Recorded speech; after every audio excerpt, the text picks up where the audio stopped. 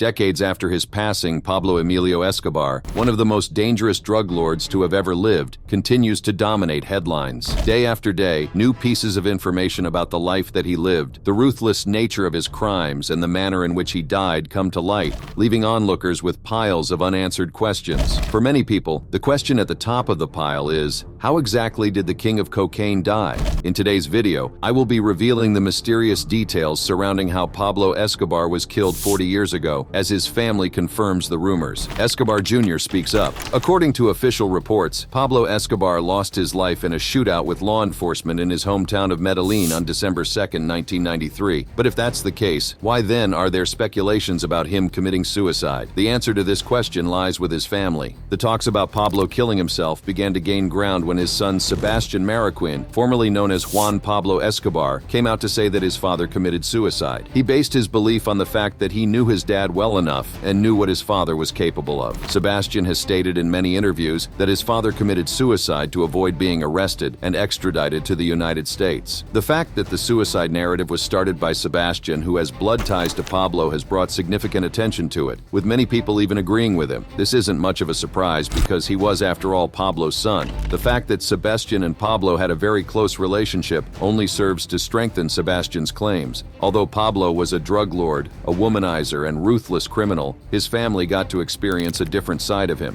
On numerous occasions, his wife, Maria Victoria Henao, has referred to him as the love of her life, and all around him saw him play the role of a loving father to his two children. Pablo made sure he was present in the lives of his children, despite his activity-packed criminal schedule. Sebastian Marroquin, Pablo's first child, was born in 1977 into a life of wealth amassed by his father through the drug trade. The family lived in Escobar's luxurious estate called Hacienda Napoles. The estate was carefully planned and contained everything a child could ever want. Pablo wanted nothing more than to give his son the finer things in life, and so Sebastian grew up surrounded by servants, swimming pools, a zoo filled with different animals, and an airstrip alongside plenty other luxuries. Escobar gifted Sebastian a motorbike when he was 4 years old, and by the time Sebastian was 11 years old, he already owned 30 high-speed motorbikes, dozens of water scooters, go-karts, and dune buggies. Needless to say, Escobar spared no expense when it came to showing his love to his family by using his ill-acquired wealth to fulfill their every desire. In 1981, when Sebastian was 4 years old, Escobar took his family on a vacation to the United States. While there, Escobar took his son to Disney World, and several years later, Sebastian still recalls seeing his father play like a child with him at the park. At the time, Escobar could walk the streets in the United States freely because he had not yet been identified as the drug lord responsible for numerous unspeakable crimes in and out of the country. This meant that for the duration of the vacation, he could just be Pablo the doting father. It was a dream come true for Sebastian. The father and son duo even took a photo together standing in front of the White House to commemorate their visit. According to Sebastian, his father never missed singing to him every night, and he would always make promises to give him the world. Pablo did his best to shield his son from his world, but unfortunately for young Sebastian, his ignorance of his father's line of work was cut short at a young age. He was only 7 years old when he was introduced to his father's dark side. Escobar had ordered the assassination of the then Minister of Justice, and news of his involvement was flying around. The incident planted a seed of doubt in Sebastian's mind about his father's true nature, but it wasn't until a year later that he would come face to face with the truth.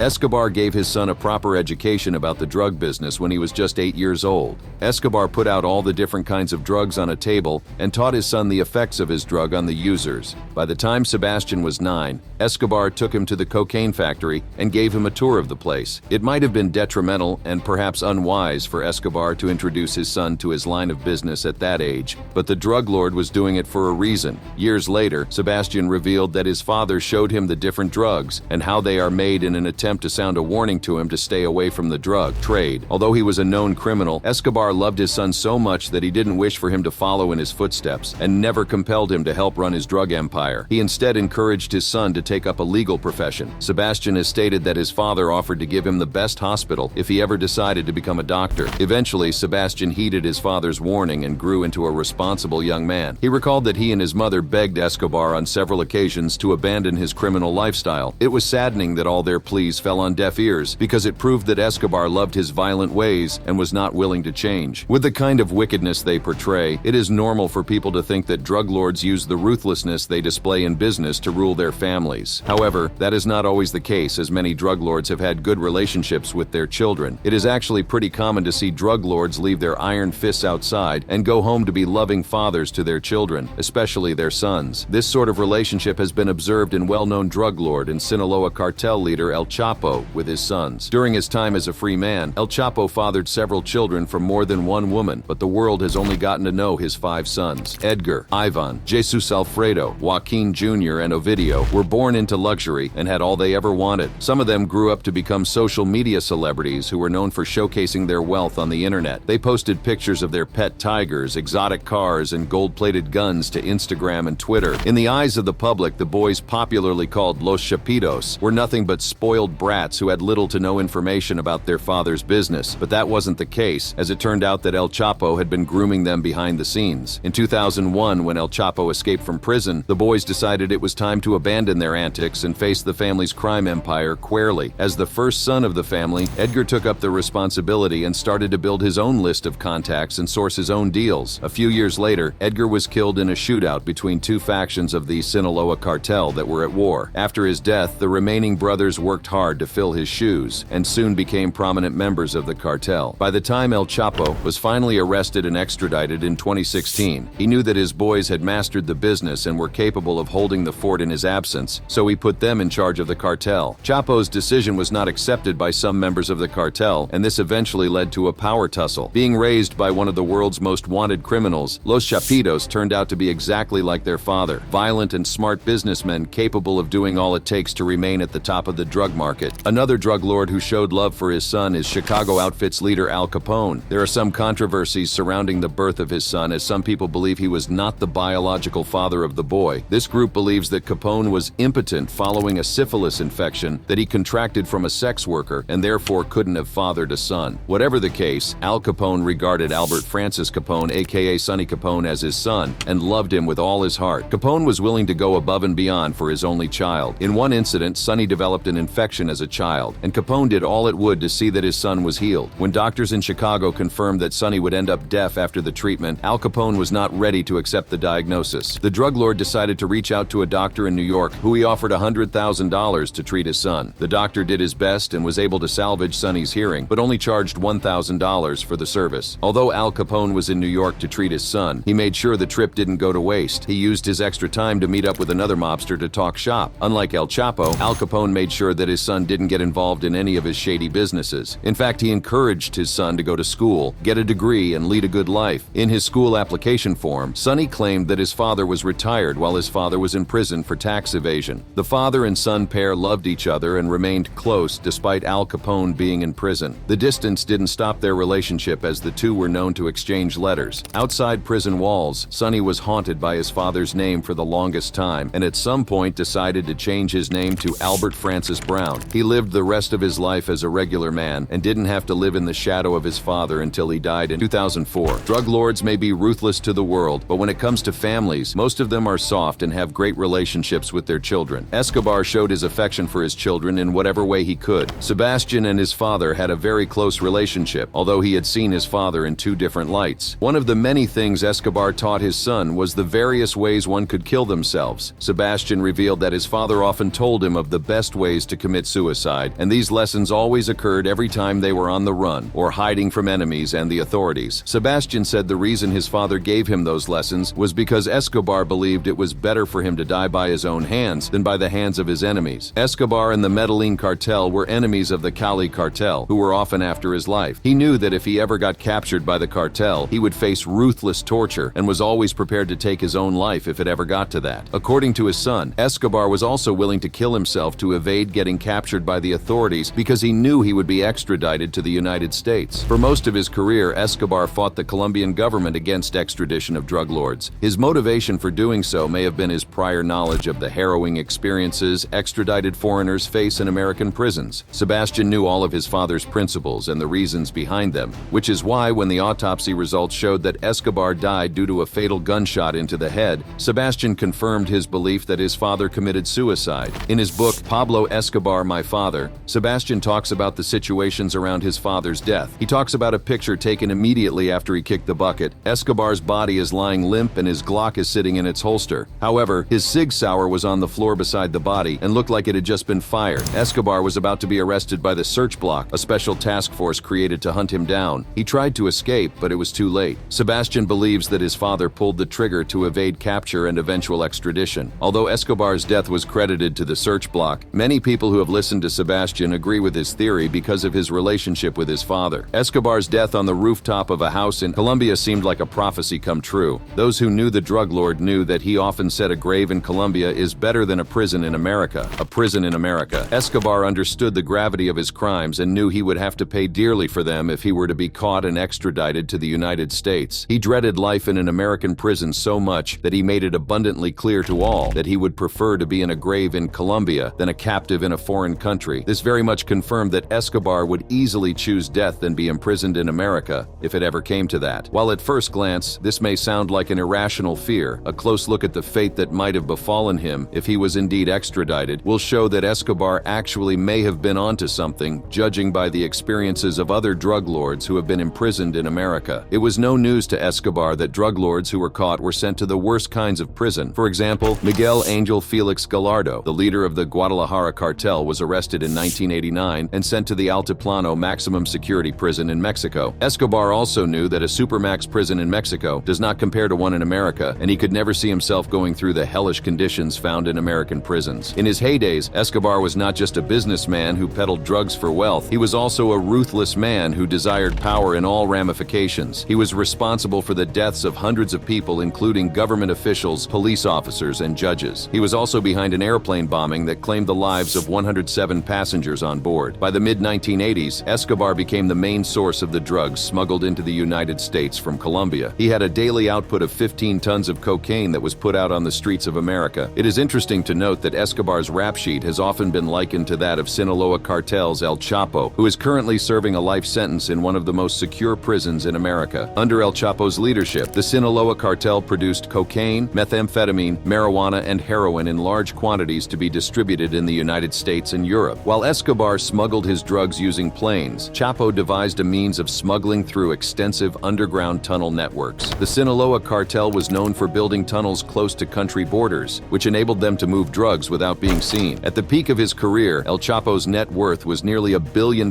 with Forbes ranking him as one of the world's most powerful people. The Drug Enforcement Administration referred to Chapo as the godfather of cocaine, while Escobar was dubbed the king of cocaine. There are several similarities between the two drug lords, and only a few differences, with the major difference being that Escobar could foresee what his life would become if he ever ended up in prison. It is highly possible that the life the Colombian drug lord foresaw is currently being lived by El Chapo, who is locked up in ADX Florence United States Penitentiary. ADX Florence is a supermax prison designed to hold the world's most hardened criminals who pose a threat to other inmates and prison officers. The design and construction of this prison was inspired in 1983 when two prisoners at USP Marion managed to kill two correctional officers in the space of a few hours. The incident led the Federal Bureau of Prisons to design and commission a facility that would isolate the most dangerous inmates who have no regard for human life. The facility is designed to keep inmates in line with extreme measures and methods. The first and perhaps most agonizing thing about this prison is the fact that every inmate is kept in complete isolation. For 23 hours every day, each inmate, including El Chapo, is not allowed to see or talk to anyone. In regular prisons, inmates are put in cells with bunks and are allowed to associate with one another, but at ADX, Florence inmates are allowed no human contact for at least their first 3 years. The prisoners are left to wallow in their own thoughts, not having anything to even distract their minds. For 1 hour every day, the inmates at ADX Florence are let out of their cell and allowed to take a short walk or exercise in a concrete underground pit that looks like an empty swimming pool. The pit, however, is very small and only allows the prisoner to take 10 steps in a straight line or 31 steps in a circle. It is safe to say that the inmates are not allowed to be in open air, and this is done to prevent them from knowing their location. Before they are let out of their cells, inmates are restrained and supervised to ensure that they cannot try to do anything nefarious or harm the guards. The prison cells at ADX Florence are built to provide utmost security and prevent inmates from getting creative. Each prisoner's cell contains a bed, a desk, and a stool, which are almost completely made out of poured concrete. Each cell also contains a toilet, sink, and a shower. The toilets are built in such a way that if one gets blocked, the entire cistern stops functioning. The showers run on a timer to make sure that inmates cannot flood their cells, and the sinks do not have taps taps that could cause harm to the inmates. For a drug lord like Escobar, who was used to the finest luxuries in life, it's easy to see why living a day in such a cell would be likened to torture. ADX. Florence is built purposely to make sure that inmates do not have the slightest idea where they are. Each cell has a tiny 4x4 window that allows the inmates to see only the sky and roofs. Hence, they can tell if it's morning,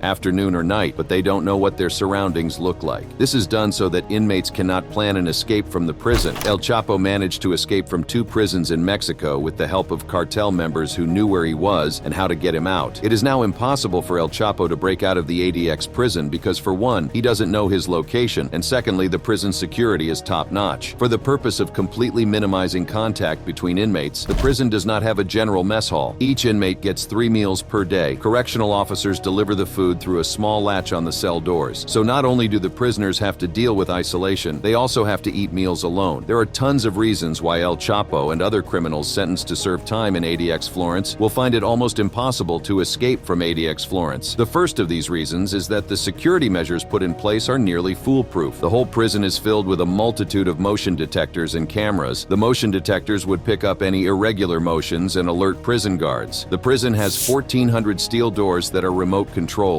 The control center is never left unguarded. There is always an officer in the room to monitor the cameras. If there is ever any type of commotion or an escape attempt, the control room is equipped with a panic button, which immediately locks all doors in the facility until the situation can be resolved. Not only is the prison protected on the inside, it is also heavily guarded on the outside. The perimeter is secured by razor wire, fences, and is constantly patrolled by armed officers. Other security measures include watchtowers, pressure pads, laser beams, sharpshooters, and guard dogs, all put in place to prevent any kind of escape. As of now, it has become abundantly clear that not even El Chapo's billions, influence, and cartel can save him from the torture he is facing in prison. Seeing that El Chapo and Pablo Escobar have similar criminal records, it is safe to say that Escobar could have ended up in this prison if he had been apprehended and extradited. To Escobar, the American prison system would have been a worse fate than death, and he may be arguably correct. There have been several lawsuits against ADX Florence, as many human rights activists are saying that the conditions in which the inmates are kept are not suitable for humans. They claim that the use of solitary confinement for long periods causes serious damage to inmates' mental health. Although the prison has never recorded an escape since it opened, there have been a number of suicide cases. It is possible that these inmates may never have considered suicide if they hadn't been placed in such harsh environment. With that in mind, but he chose to die on his own terms, rather than to face the harsh life in American prisons like ADX Florence. Now that El Chapo's desires and feelings about U.S. prisons have come to light, many people are beginning to understand why it may be true that the king of cocaine committed suicide, as his son claims. A grave in Colombia. Escobar had made comments about preferring a grave in Colombia, but he did not stop it at words. He put in a lot of action to make sure that he achieved the goal. In the mid-1980s, when he was certain that the government was beginning to close in on him, Escobar set out to abolish the extradition rule in Colombia. In 1985, the drug lord offered to surrender to the government on the condition that he would not be extradited to the United States. A negative feedback from the government led Escobar to found an organization with other drug lords to support themselves. The organization was called Los Extraditables. It was formed and financed by men who were willing to stand against the government on the matter of extradition. The group set out to achieve this goal by trying to intimidate the Colombian government into scrapping the extradition treaty with the United States. In the beginning, Los Extraditables would publish adverts in newspapers in a bid to get their message across to the public. They also spread their message by influencing politicians to speak about them. However, when it seemed like their efforts were not taken seriously, the group turned to violence. Members of the group, especially Escobar, were responsible for the deaths of the dozens of people who lost their lives in their battle against the government. Escobar eventually turned himself into the authorities in 1991. He only did this because the Colombian Supreme Court had banned the extradition of Colombian citizens. The government also gave him the opportunity to build his own luxury prison called La Cathedral. He had all that he wanted except for freedom. In July 1992, Escobar escaped from prison and lived the rest of his life on the run. He was eventually killed by the search block in December 1993. After being killed in a shootout on December 2, 1993, it seemed as if Escobar got what he wanted, which was a grave in Colombia as opposed to a prison cell in America. The news of Escobar's death caused joy around the world, but it evoked mixed feelings for Colombians. There were those who loved the drug lord and were saddened by the news, but there were a few who were happy to hear of his demise. Pablo Escobar was buried on December 3, 1993, the next day after he was killed. The drug lord's funeral would forever be remembered in the history of Colombia, as the event turned out to be much different from what was expected. The funeral was attended by over 25,000 Colombians, who were either mourning the death of their beloved hero or celebrating the death of the king of cocaine. While the whole world was responding to his death, Escobar's family, on the other hand, was plunged into a life they hadn't expected. Escobar's wife had lost a husband, his children their father, and the Medellin cartel lost their leader. Unfortunately, the aftermath of his death may have hurt worse than the loss itself, especially for his family. Escobar's family didn't get enough time to properly mourn him because Henao, his wife, knew that staying in Colombia would only put her and her children in harm's way. Equipped with this knowledge, Henao packed what little things she could and fled the country with her children. The family moved to Germany and then Mozambique seeking asylum, but were denied as a result of their connection to the famous drug lord. They were eventually granted asylum in Buenos Aires, Argentina, where they settled down. However, having blood ties to Pablo Escobar and bearing his name hung like a weight around their necks and continued to haunt them. They were eventually forced to change their names, as it was the only way they could lead somewhat normal lives. Leaving their lives in Colombia must have been difficult, but settling into another country would have been worse. Although it was never recorded whether or not Henao had a job while in Colombia, she was now faced with the responsibility of raising her kids on her own and needed to get a job. Escobar's children might also have faced difficulties transitioning from the life of luxury they had known all their lives into an ordinary life. However hard it was, Henao decided to face life head-on. She worked hard and became an entrepreneur in the real estate line. All was going well for the Escobar family until one of Henao's business associates found out about her true identity, causing Henao to flee once again. The news quickly got into the media,